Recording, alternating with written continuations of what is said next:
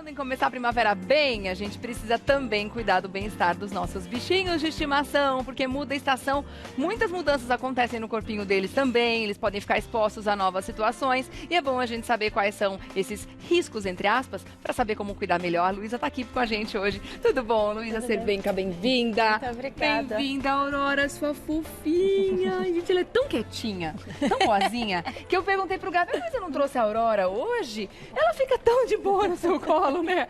Gente, ela é muito fofa Ela demais. já faz quase parte de mim, já. Ela é uma parte do corpo, né? É um anexo.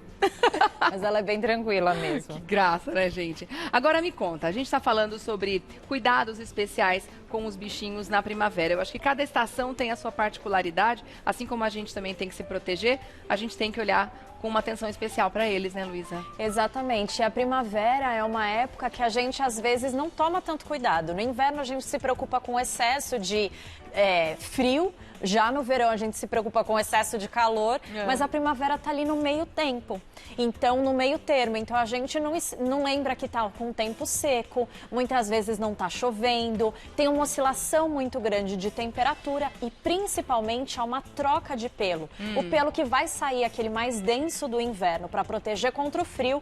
E vai chegar um pelo mais ralo, um pelo mais tranquilo para enfrentar o calor do verão. E aí que o cuidado tem que aumentar mesmo, não só com a questão da pelagem, mas essa variação de temperatura que a Luísa comentou, ela é muito comum na primavera, que são as estações de transição, outono e primavera. Acontece muito isso, a gente tem dias absurdamente quentes, noites muito frias, e de repente passa uma frente fria, como está acontecendo agora, logo no início da primavera, que é uma máxima de 14, 15 graus em plena primavera. E aí, com um pelo renovado e mais fino, o animal pode estar exposto a mais riscos de gripes e resfriados, enfim, né, Luísa? E não só isso, mas principalmente a sentir mais frio sem que a gente perceba. Sem que a gente perceba. Porque muitas vezes a gente fala, no inverno fez 13, 14 graus e o cachorro ficou bem com uma mantinha.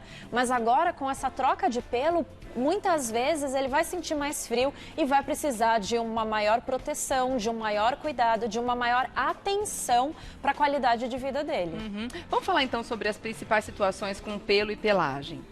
O mais Pele comum, e pelagem, no caso. O mais comum são as pessoas, os tutores reclamando do pelo caindo. Então começa a ficar aquele feno, parece faroeste. Nossa, gente. Aquela bola de pelo rolando pela casa, que todo mundo Abre uma reclama. porta, você vê uma bolinha indo de um lugar para o outro. Assim. Exatamente, principalmente quem tem gato, né? Você tem gato também, é bem Os peludos, principalmente, né, Luísa? Exatamente. Então, é natural que haja essa troca de pelo. Mas a gente tem que tomar cuidado para não achar que é simplesmente a estação que está causando isso. Muitas outras coisas podem sim facilitar a queda de pelo. Por isso é muito importante buscar o médico veterinário. Tá. Porque nessa oscilação de temperatura também pode diminuir a imunidade, como você falou, e aparecer algumas doenças. Então, por exemplo, a gripe pode acontecer, ou mesmo problemas nutricionais. Então, um animal que não está bem nutrido e passa por essa oscilação de temperatura, ele pode sim ter uma maior queda de pelo. Por isso é importante buscar um médico veterinário. Tá certo. E com relação à vacinação, quais são os cuidados especiais, perdão, que a gente tem que ter agora? A vacinação ela deve seguir o calendário anual, então deve ser feita a vacina antirrábica, a AV10 ou a AV8, fazer a vacinação contra a tosse dos canis, mas não é porque a gente está entrando na primavera, mas sim porque ela precisa ser dada, todas essas vacinas precisam ser dadas anualmente. Então não há nenhuma vacina específica para a época da primavera, mas sim seguir o calendário que o veterinário já preconizou, normal para cada espécie. Tá. Outra coisa que a gente muitas vezes não percebe, mas a primavera também tem dias muito quentes, muito ensolarados. E às vezes a gente acha que só o fato de não estar no verão, a gente não tem que se proteger ou proteger os animais da exposição solar, né? Exatamente. O mais perigoso é a temperatura do solo. Então, normalmente, quando a gente vai passear, a gente esquece que de manhã estava friozinho, mas por volta das 3 da tarde já está um calor muito grande e esse calor acaba indo para o asfalto. E se o cachorro ele for passear passear nesse asfalto sem nenhum tipo de proteção na pata, pode vir a se queimar. Então a gente precisa prestar atenção nisso mesmo na primavera. Tá. Todo mundo presta atenção mais no verão, É. mas em dias quentes da primavera a gente também precisa se atentar a esses cuidados e também a hidratação no passeio.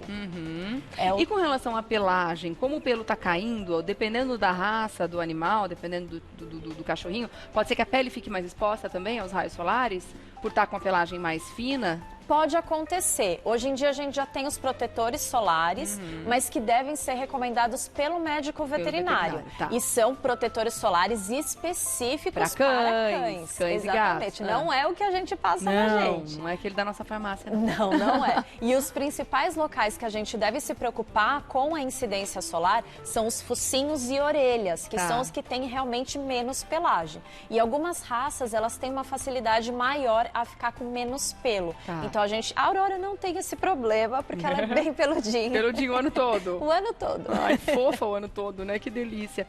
Você falou com relação à temperatura do solo, queimar as patinhas e tal. Que outros cuidados que a gente tem que ter nos passeios durante a primavera?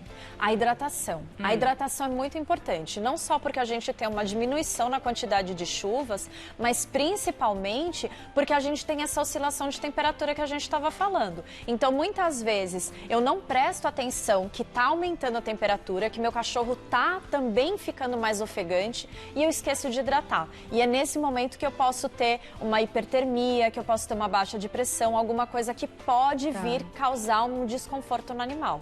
Então é sempre importante levar um potinho de água, levar uma garrafinha de água, de tempos em tempos oferecer água para esse animal, para que ele possa curtir o passeio tranquilamente sem problema nenhum. Alguma atenção especial com a alimentação na primavera?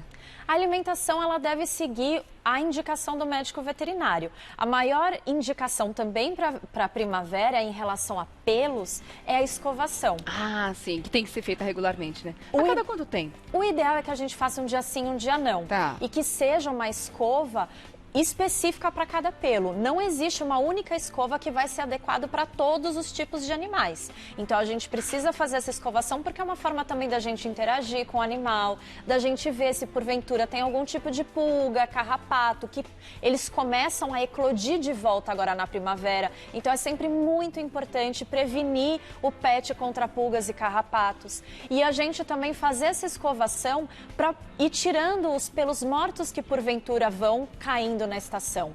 E daí vai diminuir aquela bola de pelo rolando pela casa. A Márcia até comentou aqui, pelos, nem me fale.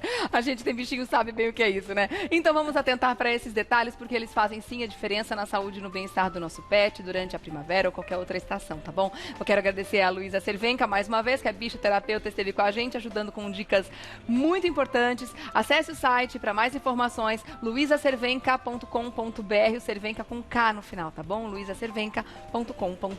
Obrigada, lindona. Eu que agradeço. Beijo grande em você e na Aurora também. Fofinha, gente. Que gracinha. Ela fica com a cara meio assustadinha, mas tá tudo bem, né? É assim mesmo. Beijo, linda. Até a próxima. Até. Fica agora...